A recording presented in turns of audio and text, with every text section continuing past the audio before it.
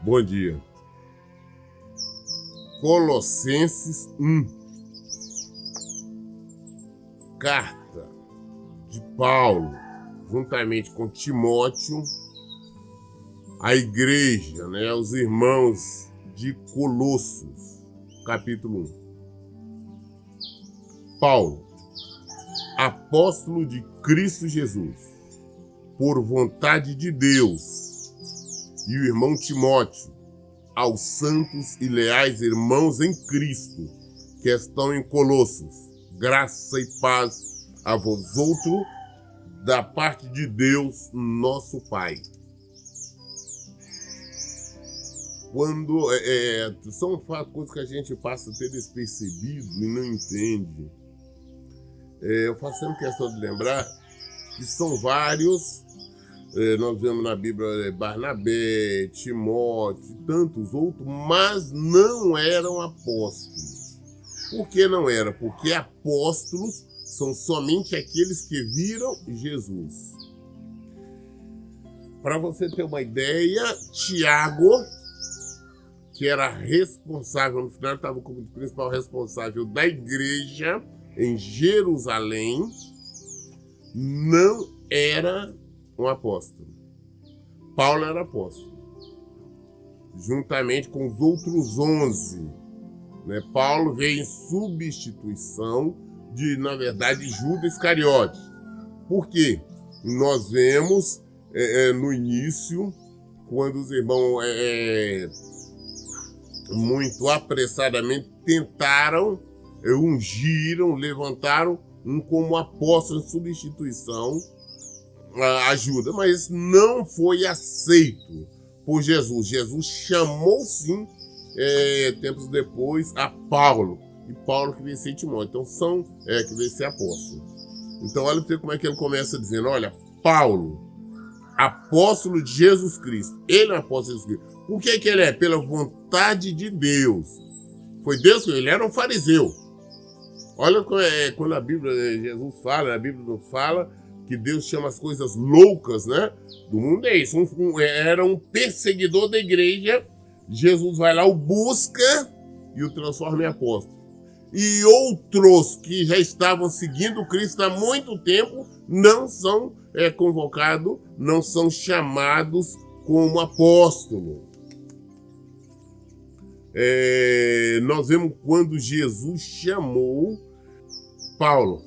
Ele estava indo a caminho de Damasco, Jesus o convocou. Eles levantaram Matias, você lê isso em Atos, no capítulo 1, levantaram Matias, ou isso Pedro com os irmãos apressada, não, tem que substituir outro, tem que ocupar o seu lugar, e eles ali decidiram, ungiram, oraram, não, vai ser Matias. Esse não foi. Prova tal que o único lugar que você vê falar na Bíblia de Matias é só aqui, nesse momento, depois você não vê. Então, muito bem. Paulo agora fala, olha, ele é um apóstolo. Quem que é Paulo? É um apóstolo de Jesus Cristo. Por que ele é apóstolo de Jesus Cristo? Porque é a vontade de Deus. Foi a vontade de Deus. Ele, quem mais agora? Ele e o irmão Timóteo. Timóteo não é apóstolo, é o irmão em Cristo Jesus. Timóteo foi um jovem pastor, mas não era apóstolo. Então os dois estão escrevendo a carta para quem? Aos santos e leais irmãos em Cristo que estão em Colossos. A carta não é para a cidade de Colossos, não é para todo mundo em Colossos, não. É para os irmãos. Essa carta está sendo dirigida para os irmãos, aqueles que são fiéis em Cristo. É a saudação deles. Olha, graça e paz a vós outros, da parte de Deus, nosso Pai. Graça e paz da parte do nosso Pai. É um cumprimento, é a saudação cristã. Tem muita gente que sauda graça e paz, e outros é a paz do nosso Senhor Jesus Cristo. A minha saudação é a paz do nosso Senhor Jesus Cristo. A paz, eu estou dando a paz minha? Não estou entregando a minha paz, estou entregando a paz do Senhor Jesus Cristo. Essa é a saudação cristã que eu faço, e não graça e paz. Mas tanto um quanto o outro estão corretos. Versículo 3. Eles estão falando, damos graças a Deus, Pai do nosso Senhor Jesus Cristo, rogando sempre por vós, desde que ouvimos falar da vossa fé em Cristo Jesus e do amor que tendes por todos os santos, e por causa da esperança que vos está reservada no céu, da qual já ouviste pela palavra da verdade do Evangelho. Então vamos entender. Eles estão falando, Paulo e Timóteo, estão falando que eles dão graças, eles agradecem, eles glorificam a Deus Pai do nosso Senhor Jesus Cristo, rogando, intercedendo sempre pelos irmãos, pela igreja, pelos aqueles fiéis irmãos lá de Colosso, pela igreja de Colosso, né? Por quê? Porque desde que eles ouviram falar da fé que eles têm em Cristo e do amor que eles têm por todos os santos, pelos verdadeiros cristãos. Então nós, assim como Paulo, nós ficamos extremamente felizes, alegres. Eu fico, quando eu fico sabendo, eu tomo conhecimento de um irmão, de uma irmã, ou de vários irmãos, ou de uma congregação que estão vivendo de acordo com a palavra de Deus. No início, tempos atrás, eu glorificava a Deus, eu agradecia a Deus, por exemplo, por causa da igreja do Paulo Júnior, porque ele estava seguindo a palavra de Deus. Eu glorificava a Deus por isso. Até que eu vim depois descobrir que ele já mudou, ele já se deixou corromper pelo mundo, por as heresias, agora já aceita segundo casamento, até mesmo defende quem está no segundo casamento. Aí eu já me entristeci. Mas antes eu glorificava. E quando eu fico sabendo de uma igreja, de uma congregação, onde quer que esteja, que estão vivendo o evangelho, praticando o evangelho de Jesus Cristo, igreja que se dedica realmente ao amor aos irmãos, à prática do amor, não o amor como a maioria imagina, ficar passando a mão no pecado, acobertando, não, mas o amor de Cristo. Eu glorifico a Deus, é o nosso dever, é agradecer, festejarmos quando nós descobrimos que tem realmente irmãos sérios em Cristo Jesus. Infelizmente, hoje nós vivemos onde os templos, as denominações não estão preocupados em cuidar dos seus membros, das suas ovelhas, em amar as suas ovelhas, mas ao contrário, estão preocupados em auferir lucro, em tirar vantagem dos irmãos, daqueles que ali frequentam, dos membros. Então nós vemos que não é amor. Então, assim como Paulo, nós glorificamos quando assim encontramos o amor que tem todo santo, por causa da esperança que vos está reservada no céu, da qual já ouviste pela palavra da verdade do Evangelho. Por quê? Porque nós sabemos que estas pessoas comprometidas com o Evangelho, em viver o Evangelho verdadeiro, nós nos alegramos, glorificamos a Deus. Por quê? Porque nós sabemos que elas vão receber o que está reservado para elas, o prêmio da vocação dela. Elas vão receber a coroa da vida. Então nos alegramos. É por esse motivo que nos alegramos, porque eles estão caminhando em direção à salvação. Eles estão caminhando, estão peregrinando para receber a promessa do Senhor. Então, quando ouvimos, ficamos sabendo de irmãos que estão sérios na presença do Senhor, eu muito me alegro. Eu digo glória a Deus. É por isso que eu digo, tem, por exemplo, nós temos um irmão, é um pastor, que é o Ricardo, eu sempre falo sobre ele, o dentista, Ricardo Tacum. Eu tenho alegria, eu tenho verdadeiro prazer, porque ele é um homem hoje, ele vive no Evangelho, para o Evangelho. Eu glorifico ele pela seriedade que ele vive o evangelho. Eu glorifico, eu agradeço a Deus, eu fico extremamente alegre pela vida dele, pelo comportamento dele, porque eu sei. Antes ele recusou o chamado, mas ele veio agora. E ele vive realmente o evangelho legítimo. Então, quando nós temos pessoas assim, nós oramos, nós intercedemos, nós clamamos e agradecemos, porque sabemos que eles irão receber a promessa do Senhor. Pela palavra da verdade do evangelho que vos alcançou e da mesma forma está chegando em todo o mundo, frutificando-se e espalhando, assim como ocorreu entre vós, desde o dia em que eu viste conhecer essa graça de Deus na verdade. Porque esta verdade, este evangelho que alcançou a igreja de Colossos, estava alcançando, indo para muitas partes. Então eles glorificavam a Deus. Assim também, quando nós vemos várias pessoas, irmãos e irmãs, por exemplo, hoje que estão buscando a verdade, estão na verdade, nós glorificamos, porque elas estão sendo alcançadas não por uma religião, não é o ministério, não estão sendo alcançadas a igreja, não, nós não estamos preocupados com isso, eles estão sendo alcançados pelo evangelho de Jesus Cristo. Isso é motivo de alegria, isso é motivo de nós festejarmos. Quando eu falo com o irmão, com uma irmã no telefone, eu vejo a seriedade, o compromisso, não somente com a família, buscar o casamento, não, mas são compromissados com o Senhor. Eu digo glória a Deus, eu digo aleluia, né?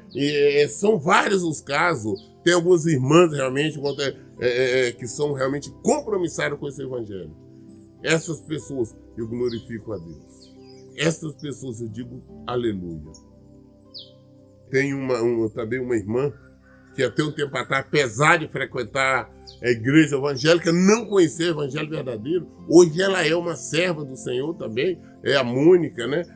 Lá de Santa Catarina, lá, é uma bênção do Senhor. Eu glorifico a Deus por essas pessoas. Então nós temos que glorificar, nós não podemos estar preocupados em estar glorificando, agradecendo a Deus, ou glória a Deus, porque Ele me deu isso, me deu aquilo. Não, vamos glorificar, vamos festejar quando nós vemos um irmão realmente, um irmão realmente se converter ao Senhor, ele vai alcançar o prêmio, ele vai receber a vitória, a promessa vai se cumprir na vida dele. Esse é motivo de nos alegrarmos. Este evangelho, o evangelho de Jesus Cristo, que tem alcançado, como Paulo falou, está alcançando muita gente, e chegou até nós, me alcançou tantas pessoas por aí, está alcançando ainda várias pessoas, apesar desse mundo gospel, apesar desse mundo evangélico, apesar das heresias, apesar das apostasias, o evangelho de Jesus está alcançando muitas pessoas.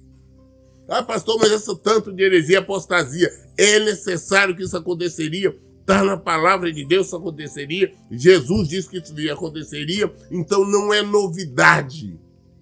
Mas a nossa função aqui é combater as heresias, é combater as mentiras e lutarmos, sim, para que o evangelho verdadeiro seja divulgado cada vez mais, que as pessoas venham conhecer e venham abrir os olhos.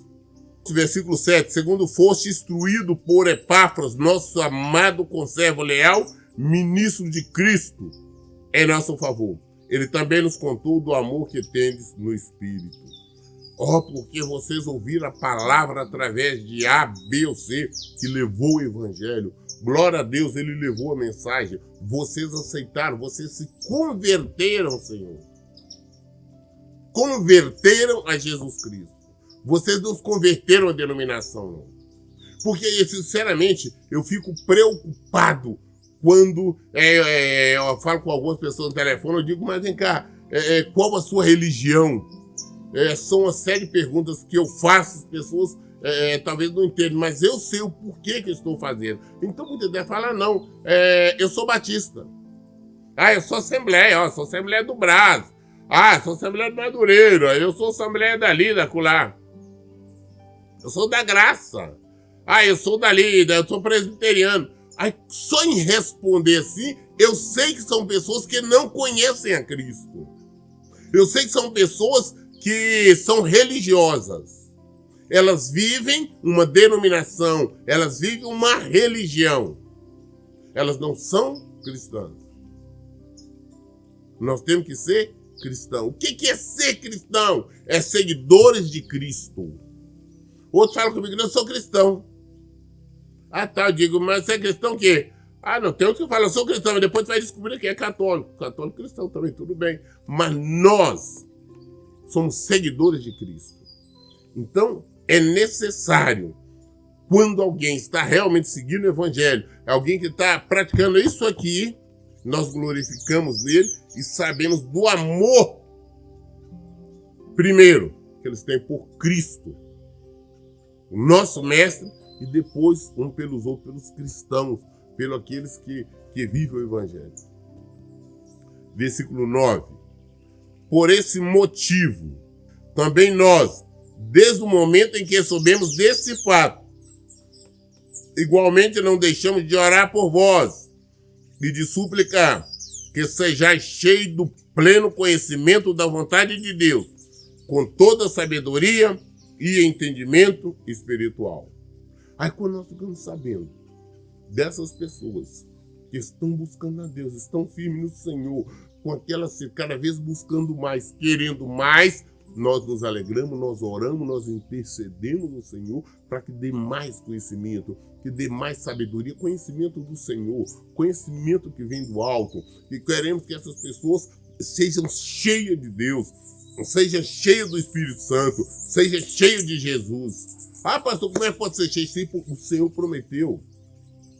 Se nós estivermos vivendo nele, ele vive em nós. Se nós estivermos praticando a palavra dele, vivendo o Evangelho, ele prometeu morar em nós. Ele prometeu fazer habitação em nós. Ele prometeu se manifestar em nós.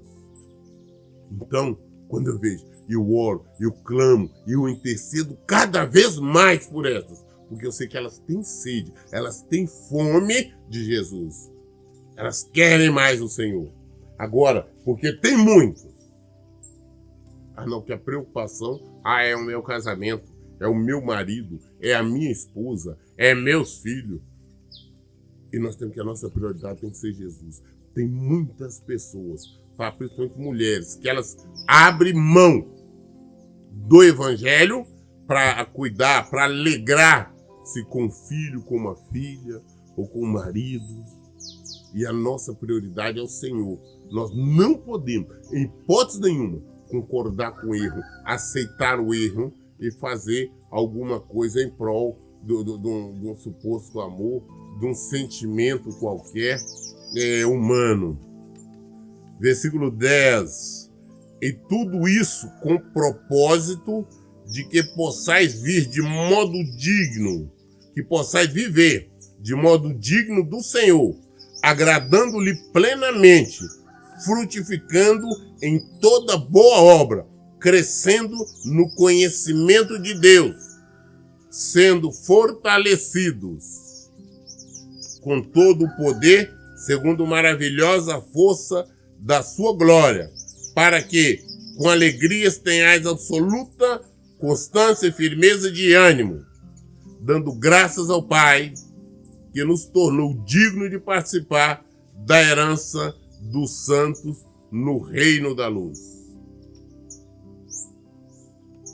E tudo isto com o propósito de que possais viver de modo digno. Nós glorificamos, buscamos, oramos, intercedemos para que essas pessoas venham viver de modo digno do Senhor, agradando-lhe plenamente, frutificando em toda boa obra, crescendo no conhecimento de Deus.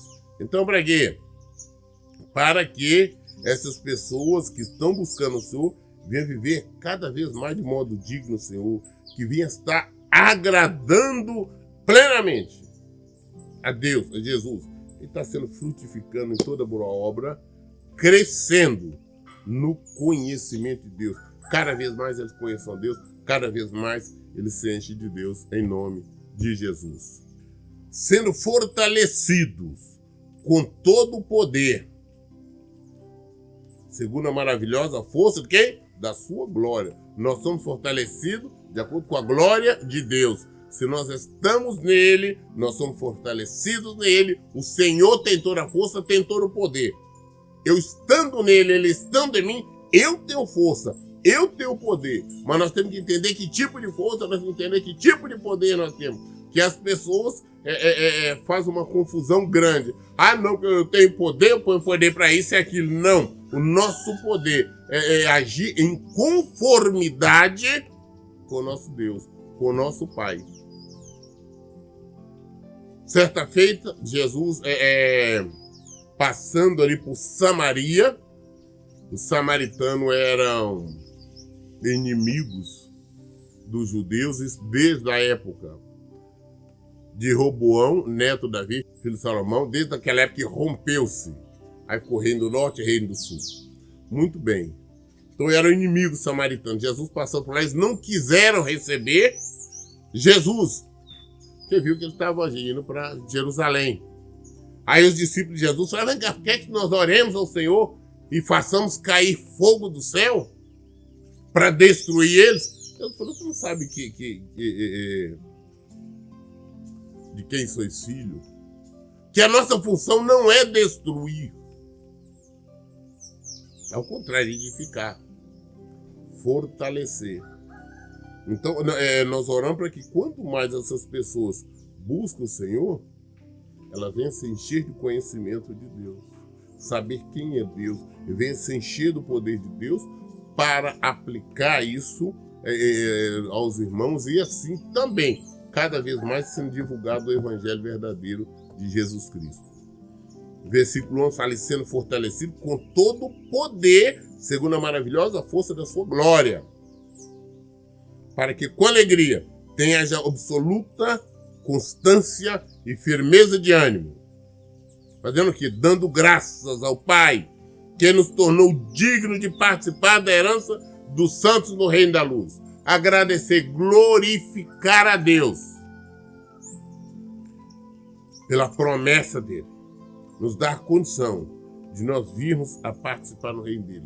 Olha, nós temos que entender o privilégio, nós sabemos quem é Jesus, agora saber que nós poderemos viver eternamente com Deus Pai, podemos viver eternamente com Deus Filho, nós podemos viver eternamente ao lado de Jesus.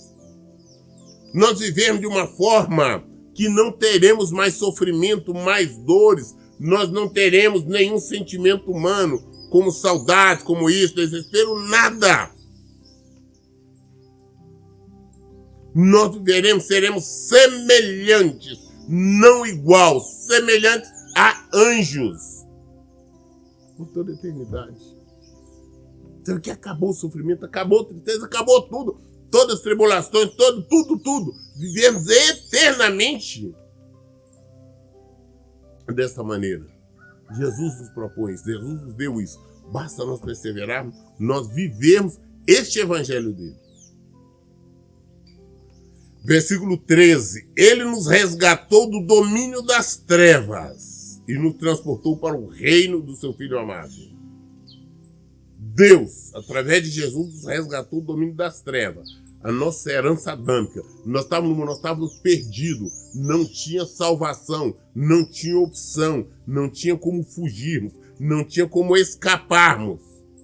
A única maneira, nós já estávamos na mão do diabo. O Adão nos vendeu para o diabo, Adão nos entregou para o diabo. Jesus veio e nos resgatou. Deus, através de Jesus, nos resgatou do domínio das trevas. Não tinha. Olha bem, se Jesus não tivesse vindo nos resgatado, eu não teria salvação, poderia ficar falando aqui da Bíblia o tempo todo, mas eu iria para o inferno como todo mundo. Mas eu fui resgatado. Qualquer pessoa pode ser resgatada desde quando se curve. Aceite a Cristo. Aceitar a Cristo é abrir a boca. Eu aceito Jesus como meu único Salvador. Não, é mais do que isso. É você realmente aceitar, uma aceitação de dentro para fora. É você falar: não, agora aquele velho homem, aquela velha mulher morreu. Agora eu vivo em Cristo. Obediência Ele nos transportou para o reino do seu Filho amado. Hoje nós vivemos no reino de Jesus. Nós, apesar de estarmos no mundo, nós temos que ser cidadãos e cidadãs do reino. Temos que ser. Ah, pastor, só quando for salvo? Não! Apesar de estar... Como eu falo, nós somos estrangeiros aqui. Nós não somos desse mundo, nós não pertencemos a esse mundo. A partir do momento que você realmente entregou sua vida a Cristo, está vivendo consagrado a Cristo, você não pertence a esse mundo que está morto no diabo. Pertence a Cristo. Então é necessário nós mortificarmos a nossa carne todos os dias. Não deixar a nossa carne agir assim, eu quero fazer isso, quero fazer aquilo. Não, eu quero fazer o que Jesus quer que eu faça. Seu filho amado, em quem temos a plena redenção. Por quê? Por meio do seu sangue. Isto é, o perdão de todos os pecados. Em Jesus. Ele perdoou todos os nossos pecados. Não importa o quão errado nós fomos, o quão errado vivemos, o quão errado fizemos. O Senhor nos perdoa. Ele nos perdoa de todos os pecados. Todos, sem exceção. Eu vivi até eu conhecer Jesus. Eu vivi no mundo. Eu disse que eu era realmente um pecador contumaz. Eu era pecador nato, todo mundo sabia fazer tudo que é errado. Aí Jesus apareceu para mim. Jesus me chamou. Falou, olha, vem cá. Tá, Jesus, quando nos chama, ele não vem passando a mão na cabecinha, não, se você quiser, não quer, levanta a mão, é assim. Não foi assim que eu fui chamado. Ele falou, vem. Você só tem opção, vem. Jesus chamou Paulo e falou, vem. Ele dizia, vai começar, a coisa está tão difícil, se você não quiser, você já está cego. Derrubou ele, deixou ele cego. Quando ele reconheceu quem é Cristo, ele falou, eu aceitei, eu vou viver esse Cristo que eu perseguia. Aí voltou a enxergar, voltou a vida a viver em Cristo. Antes ele era um perseguidor. Antes ele era aquele que espancava, perseguia. Depois passou a ser perseguido em Jesus. E glorificava a Deus. E agradecia por isso. Aí às vezes que ele, igual quando mataram Estevão, ele estava ali segurando a roupa, concordando que o povo matasse Estevão.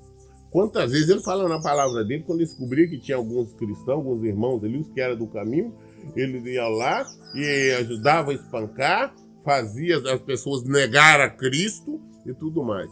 Pastor, isso é um crime, é um pecado? É. Ele foi perdoado, ele se arrependeu, Jesus perdoou de tudo. Então não importa o que você tenha feito, peça perdão ao Senhor, se arrependa, que você será perdoado. Versículo 15. Ele é a imagem do Deus invisível, o primogênito de toda a criação. Ele é a imagem de Deus, o Deus invisível. Você não vê Deus. Você nunca viu Deus. Ninguém nunca viu Deus. Mas viu Jesus. Viu Jesus como veio ele em carne. E vimos Jesus o tempo todo aqui na palavra. Ele é a imagem de Deus. Como é Deus? É Jesus. Como é Deus? É aquele Jesus que nós vimos. Como é Deus hoje? Aqui está na palavra no Evangelho. Ele é a imagem do Deus invisível, do primogênito, foi o primeiro que ressuscitou.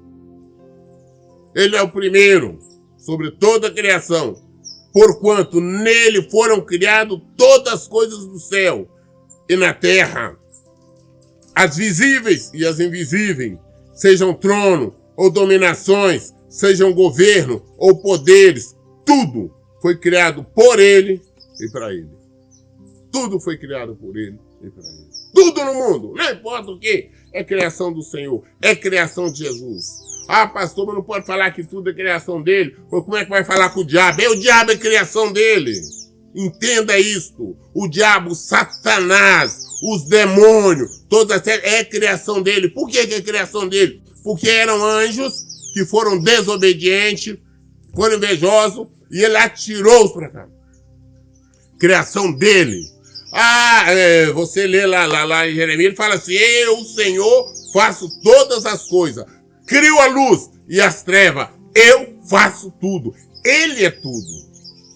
Não existe essa questão, essa disputa entre o bem e o mal. O Senhor não quer que isso aconteça, mas o diabo vai ver. O diabo não tem poder nenhum. O diabo só pode agir aonde que o Senhor autoriza, aonde que o Senhor permite. O diabo não passa de uma espécie de anjo vingador. Nós cremos no Senhor. Ele é o Criador de tudo e de todas as coisas. Foi criada por Ele, para Ele. E nós também fomos criados para sermos verdadeiros adoradores. Para criar para sermos verdadeiros fiéis a Ele. Somos desobedientes. E quando nós somos desobedientes, nós pagamos um alto preço. Essa é a verdade. Esse é o Evangelho de Jesus Cristo. Nós lemos o livro de Colossenses, capítulo 1. Nós lemos até o versículo 16. Todas as dúvidas nós esclarecemos na Bíblia. Por isso, em todo o tempo eu digo, leiam e pratiquem a Bíblia. Que Deus abençoe. Tenha um bom dia.